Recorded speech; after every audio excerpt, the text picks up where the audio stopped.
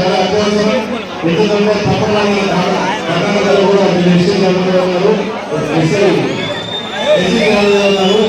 మనం ఈ చంద్రబాబు కృషి తీసుకెళ్ళి ఖచ్చితంగా మా ఊరు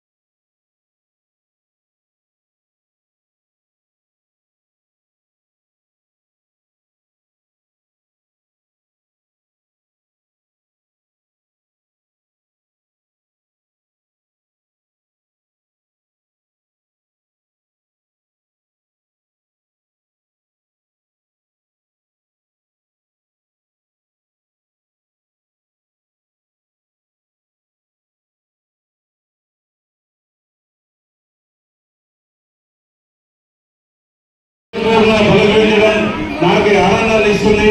ఎందుకంటే ఎప్పుడు నిత్యం కష్టపడే జీవులు ఎవరప్ప అంటే అది ఒడ్డేళ్ళు మాత్రమే. వాళ్ళు చేసే కష్టం వాళ్ళంటే రాళ్ళు, ఎంత పెద్ద రాళ్ళు ఎత్తుతారు.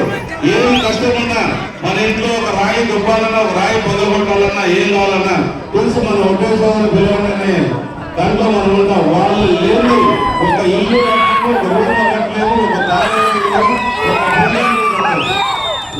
అలాంటి వ్యక్తులకి మనం ఎదుర్కొన్న ఈ ప్రభుత్వంలో ఏమైనా సదుపాయాలు ఏమీ చేయకపోవడం నిజంగా దురదృష్టకరం. ఒకటి మా సోదరులు అడిగారు, రాబోయే కాలంలో మాకు రాజకీయాల్లో అవకాశం కావాలని అడిగారు. ఖచ్చితంగా రాబోయే కాలంలో వాళ్ళకి ఏ ఉన్నతమైన పదవులు అవుతుందో చంద్రబాబు నాయుడు చర్చించి వాళ్ళకి వచ్చే విధంగా కూడా మేము ఏర్పాటు చేస్తామని, వాళ్ళు ఎప్పుడూ గౌరవిస్తామని ఈ సభాముఖంగా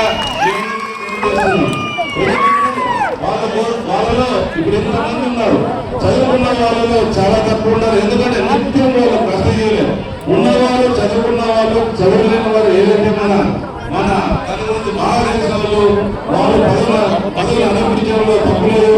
ఆ పదవులే అందం వస్తుందని ఎప్పుడైతే వాళ్ళు ఎప్పుడైతే ఈ పదవులు వాళ్ళకి దక్కుతాయో వాళ్ళు సమాజానికి మంచిది, వాళ్ళ కులస్తులకు మంచిది, మనందరూ కూడా మంచిది అని తెలియజేస్తున్నారు.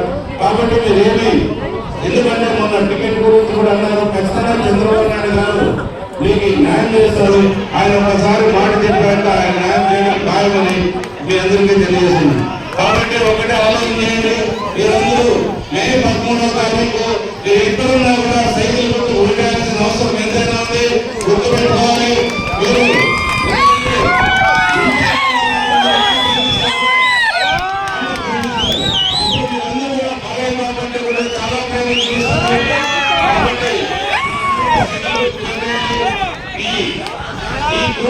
అవసరమైన మన పవన్ కళ్యాణ్ గారు మరియు నరేంద్ర మోడీ గారు, బీజేపీ పార్టీ గారు అందరికీ పేరు పేరున ధన్యవాదాలు.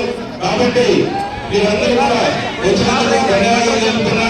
మీరందరూ కూడా